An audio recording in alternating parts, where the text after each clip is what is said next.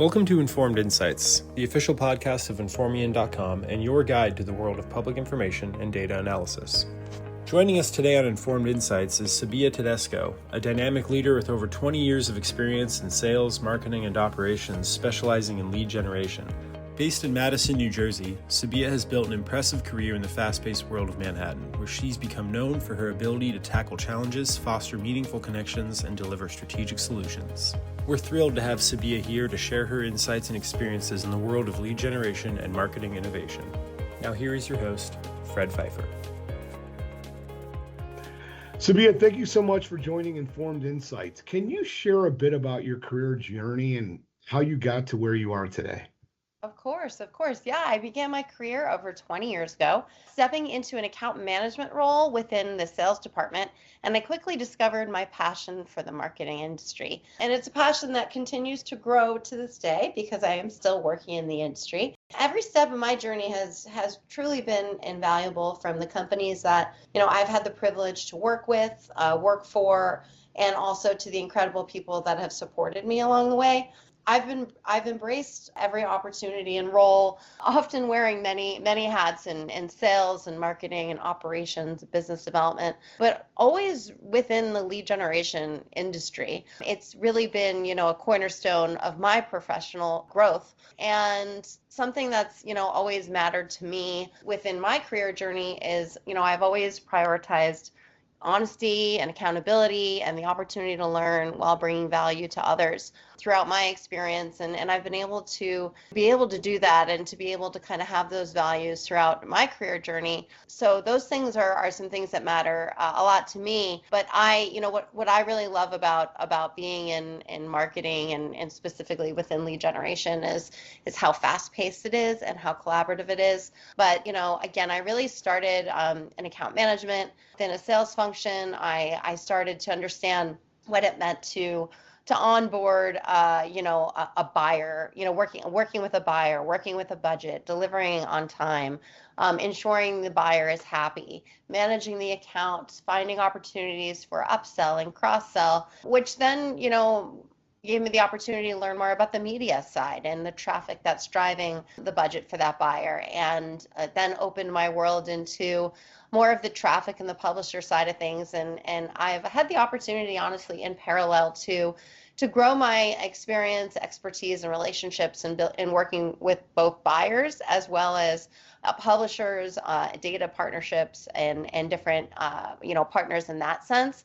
And all while having an account management background, an operational background, and also just understanding how things work. So I work very well with, the development teams, the product teams, the operations teams, and legal and accounting, and all the different departments that make, lead generation work, right? Having those relationships both internally with those departments, with the people that make things work, getting to know my partners externally, whether it's a buyer or a traffic source, and just understanding the ebbs and flows and all the changes that occur within lead generation. There's definitely been a lot going on within the industry, but I still enjoy it every single day, and it's crazy to say that I've been doing it for 20 years now. So what drew you to the lead generation and marketing industry, and what excites you most about your work today? What really drew me to the industry is I love how fast-paced it is. I'm a go-getter in my professional career as well as outside of work. I really am constantly in sixth gear. And I would say in order to really thrive in this industry, you do have to know how to be able to handle the fast-paced environment and be able to handle change and, all the different ebbs and flows and bobs and weaves that come along. And there's a lot of, mental strength that's required with that.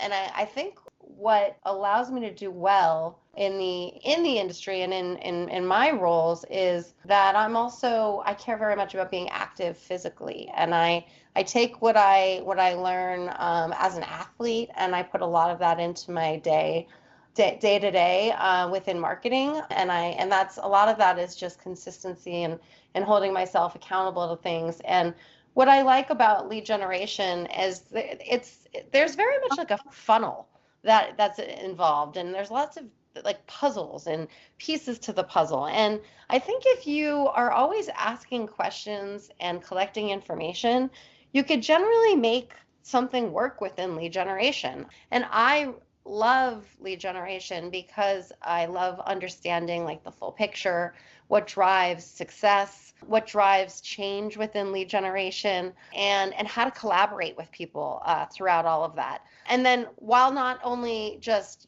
making something happen in a fast-paced environment and being able to do it with other people, I also really I love understanding the consumer aspects, the consumer behavior behind things.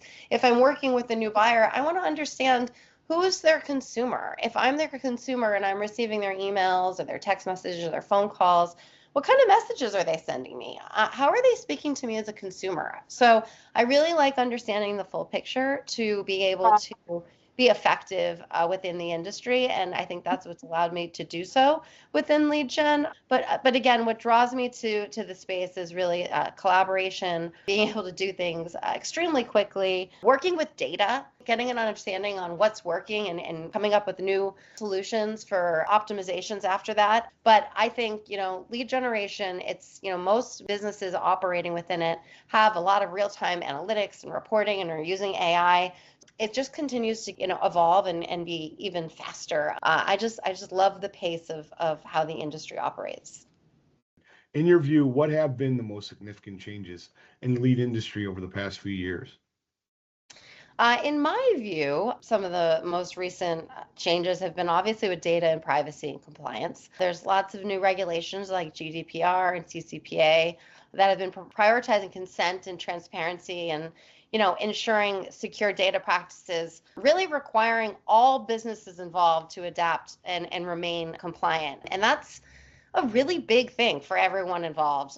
Also, not only that, but most businesses and buyers are now starting to engage in omni-channel strategies, engaging and buying leads in not only just one or two channels, but in different channels like social media and email and paid ads and other conversational tools and like chatbots. So there's been change like that. There's also been more change around, there's constant need for good quality, but a big change that I've seen over the past few years is driving quality through content driven lead generation. So, showing the consumer the value first of an offering, providing more information, like a info, like kind of more of an advertorial before a consumer actually is getting to like a lead form. I think that's been something that a lot of people have been, really leaning into and testing more. Also, buyers are changing the way that they are buying. They're starting to really research,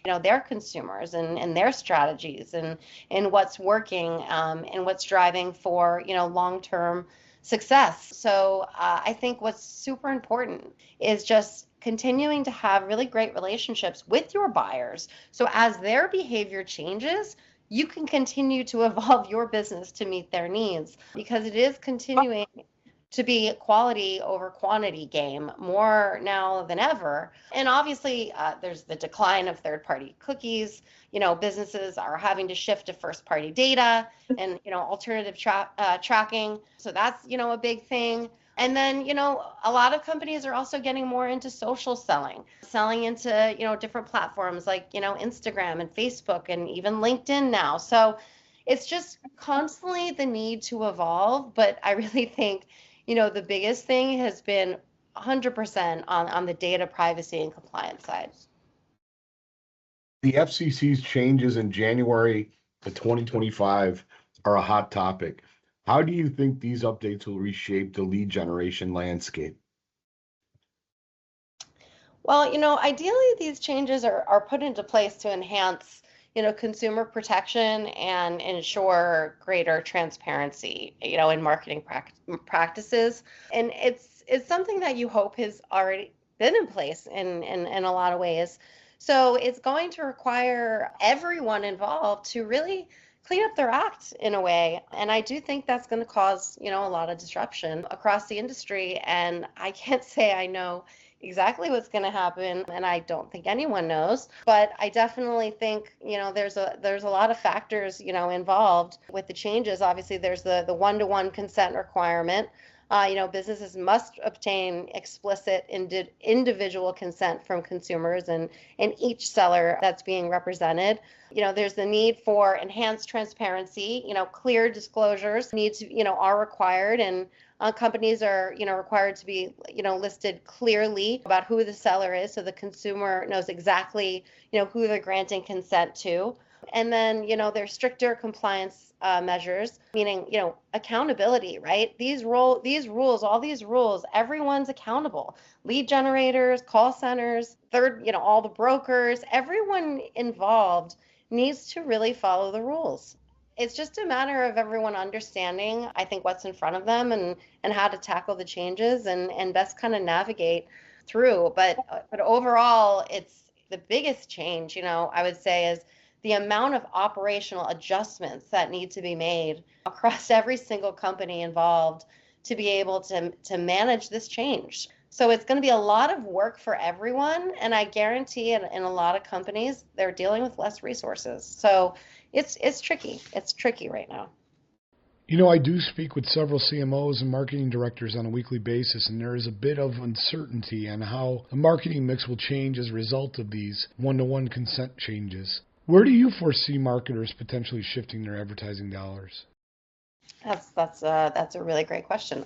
I'm going to kind of go back to one of my answers earlier. I could see marketers shifting to just other avenues like, social marketing and getting into native channels, or potentially looking into CTV and getting into TikTok, and going back to, again, like you said, direct mail, and just seeing, what other channels out there exist that could allow them to ensure that there are no one-to-one consent issues. I think because things are so gray, buyers are just so uncertain and are almost just like kind of slowly backing away because they just don't know how to, if they're going to be safe. But I think it's really on, their partners that are driving the leads to ensure that they're safe and display, how they're handling their best practices and their opt-in practices, and the enhanced transparency and showing clear disclosures, and just basically marking every single checkbox that they are doing everything that's required to provide that one-to-one, consent to the brands that they're working with. So I definitely think the form of media that we're all very familiar with can very much exist, but everyone needs to be very transparent and ensure that they're completely buttoned up and working with their legal teams to, make sure that they're abiding by all rules to be able to press forward. But I do think that media will be more expensive. I do think that the volume, will be lower within this channel. And I do think for those reasons alone, it's going to cause people to want to shift and test new channels. And in doing that, you're going to have to be able to put a workflow in place to be able to launch in new channels and track in new channels quickly. So that's where, again, I say those operational adjustments really come into play. Could you expound a little bit on how these rule changes could potentially affect like email marketing, using email as a primary mode of identifying and advertising to a consumer? Do you have any like details on these changes, how that affects the email outreach specifically? Email outreach, I think, is very much still a very viable form of marketing, and one that also requires consent. Consumer is saying, I'm giving my information, I'm signing up, I agree to receive, third-party email marketing. They do have to give their consent, and then they start to receive, emails in their inbox. If brands start to get more heavily involved in email marketing and generating and using that form of practice to generate leads, it could mean they run into inbox issues and deliverability issues that sometimes can happen within email. So it could lead to other things that I think buyers would need to understand how to operate within that channel. Call center, email, SMS, every avenue of marketing has their own kind of hurdles that you face, right? So I think if you scale within email marketing, you just have to kind of be aware of the best practices when marketing to consumers and how to best inbox. But I think as long as you are also obtaining that one-to-one consent that's required for generating, an email opt-in, then it's a very viable channel and still one that many consumers look to every single day throughout their day for deals and news and all the types of things.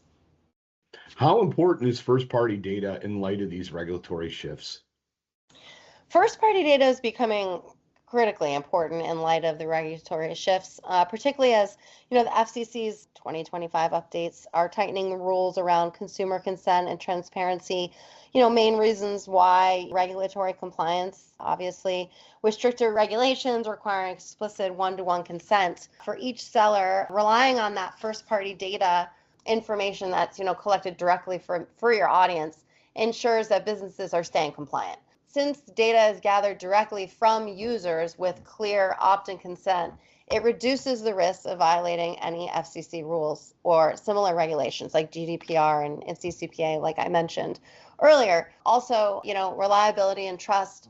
First-party data is extremely reliable and transparent because it comes directly from the source, which is your audience. Unlike third-party data, it's often aggregated or resold. First-party data, and it really enables a clear understanding of where and how and why the consent was obtained. So it builds the trust with the consumer, and that's vital in an environment where regulations are meant to empower them. Also, things to consider, mitigating third-party data limitations. So first-party data positions businesses to thrive without relying on intermediaries. So companies that build strong first-party data strategies can maintain high-quality leads while avoiding regulatory pitfalls. When you're dealing with third parties, there's just always that chance for unknown. When you're working, directly first-party, you know exactly what's happening. Extremely transparent. And then also, biggest thing, you're going to get higher quality leads. That's a really great thing with some of these changes that are coming into play with the accountability, the need for transparency, all the new regulations. First-party data allows businesses to personalize outreach based on accurate, self-supplied consumer information, which generally results in higher quality leads, and that generally results in better conversion rates. And as marketing efforts are tailored generally to interested prospects. So really honing in on first-party data, it allows you to get really creative and use AI and put lots of interesting A/B test and marketing strategies in play, whether it's an email marketing strategy or an SMS strategy or direct mail strategy. So, overall, I think it's great to consider that we do hope that these changes do allow for higher quality leads. I work with a lot of clients who provide us their first party data, and we take a look and analyze it and see what we see is correct and what's wrong. And I'm constantly surprised at the amount of, even with devoted following, a devoted customer base, how much of the first party data is outdated. We recently did a review of a client, and we found about 30% of either their name, their email, primarily their email, phone, or physical address were incorrect just due to the velocity of change. And, so how would you advise like a CMO or owner of a business who does collect first party data, does a good job of collecting it, to kind of keep up with that change?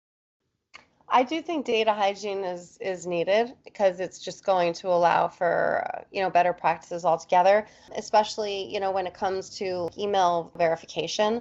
If you try to mail to, an inactive email address or get a bounce back or one that's just, again, like I said, someone hasn't opened in 3 months, it's going to hurt your deliverability. So if you are not cleansing your data as you're acquiring it, to ensure it is all as accurate as possible before you start marketing to it, you could run into a lot of issues which will prevent you from being successful. So I do really believe that data hygiene practices and working with third parties, it's highly recommended. Yes, it does add, additional costs, but at the end of the day, it's the cost of not cleansing your data and ensuring that you're marketing to the most accurate consumers is going to be way more. So yeah, there's a lot of really great lead and call verification companies out there. What role will technology and AI play in helping businesses remain compliant while still driving growth? Oh gosh, such a huge role. I think if you really take the time to learn new technologies and learn about AI and see how it could help your business and empower people on your team to understand how it could empower your business, it could bring huge value. And as I mentioned earlier, there's so many operational adjustments that we're all working through right now. And I'd imagine with less resources, working with more technology and more AI allows you to do things with less people in a way more effective manner. But there is a learning curve. So you do have to set the time aside to learn something new and to train your team on new AI developments that your team should consider based off, different goals you may be setting within the organization. So I think it's going to be crucial. And I think AI can be used in so many aspects throughout the regulatory changes, how you're collecting consent to, how you're validating records to how you're, delivering data, analyzing data. So yes, I think it's going to continue to be on the forefront within lead generation. What advice would you give to companies preparing for the upcoming changes? I think the advice that I would give to companies is to be honest with your peers and your colleagues about the changes and how they're going to affect the business and the different operational adjustments that need to be met to adhere to the changes of the future.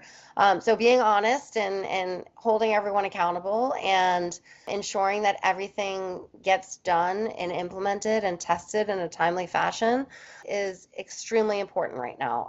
I definitely think it's a time where everyone really has to roll up their sleeves and keep their ears and eyes open, maybe a little bit more than normal, because there's a lot of change that's happening, and I think everyone really needs to work together to get through it. I definitely think it's going to be uncomfortable, so I think we all just need to put on our big girl and big boy pants and work through it together and be honest about what we're facing and being able to work through and pivot and bob and weave as changes could occur every single day in any moment of any day. Looking ahead, what trends do you think will define the next phase of lead generation and consumer data management? What trends? I think honestly the trends of buyers continuing to want to understand who their audience is and how to find them in unique ways and communicate them in a way that the consumer wants to be communicated to. So, I think brands need to continue to think consumer first, which is obviously very in line with a lot of these changes. I think brands need to be willing to always have budget set aside to test new things. And in doing that, they need to have a team that's able to onboard and test new things quickly. I think that's something that's really important, is that ability to continue to enhance your omni-channel buying strategies, to never put everything into one basket, I think is really, really important. And again, I think to just continue to ensure that everyone that's working on this initiative within the organization, or if it involves the entire organization, that they're really communicating and working together to work through the changes. Lastly, on a more personal note, what's one lesson or insight that's guided you throughout your career? Oh gosh, I think is before you say yes to something, and that could be yes to a project, yes to growing a team and hiring, yes to taking a new job, yes to commuting in the office 4 days versus 3 days, making sure that you have all of the information and that you've asked all the questions and that everyone has the right to ask questions and have all of the information to make informed decisions. I would say that's my best advice, is to not jump to the yes. I think it's so much more important to always evaluate every single decision that we're making to ensure that we're making the most informed decision and we can feel good about that. And if we decide that that's a no, that we feel good about that too. So I think just collecting data, asking questions before making decisions in life is something that I would recommend. We recorded this interview in early January of 2025. On Friday, January 24th, the U.S. Court of Appeals for the 11th Circuit vacated the Federal Communication Commission's one-to-one consent rule, which was set to take effect on January 27th. This rule would have required consumers to provide separate consent for each individual seller before receiving telemarketing or advertising robocalls, and mandated that such calls be logically and topically associated with the interaction that prompted the consent. Sabiha, thank you so much for joining a supplemental addition to our previous podcast that we recorded. Obviously, in the interim between that podcast and today, there was a massive ruling by the 11th Circuit Court and a decision to vacate the rules that we discussed in the previous podcast on businesses, consumers, and the telemarketing industry. Could you elaborate a little bit on that ruling and its effect on the marketplace? Yes, of course. Basically, what that ruling means is the one-to-one rule is no longer in effect, and as well as anything regarding to what was addressed regarding things being logically or topically, all of that's been removed. This rule can no longer be reinstated under the TCPA. It's a tremendous victory for the industry, and it's super exciting. It gives all these businesses that were in tremendous threat, not being able to communicate with consumers legitimately. They weren't given the opportunity to scale their business during this time. And I feel like now everyone can, feel tremendous relief and excitement to just kind of get back out there and grow again and be excited. So yay, very, very happy. Great to hear. So specifically for all these, there was probably a considerable amount of expenditures made by companies in resources to address this, right? And it seems like 100%. in one decision, suddenly all that is no longer valid and no longer needed. Is that correct? Like in terms of if I'm owning a company that has a call center, do I have to even worry about this anymore? I think that people should still be very aware of what we all went through and the different things that we had to build and put into place if this rule did go through, last minute as of Friday, right? We would all be in a very different place today. So I do think that the way that companies had to evolve and pivot and, work many, many hours and rewrite agreements and terms and conditions and privacy policies with their legal teams, I think it just allows businesses to be more aware of their business and how they're running it and what they need to do and the decisions they want to make moving forward with this happening. I still think that, it shouldn't be the wild, wild west. I do think that we should really look at this as a learning opportunity as what has already transpired. There's already been a lot of hurt, a lot of hit from this.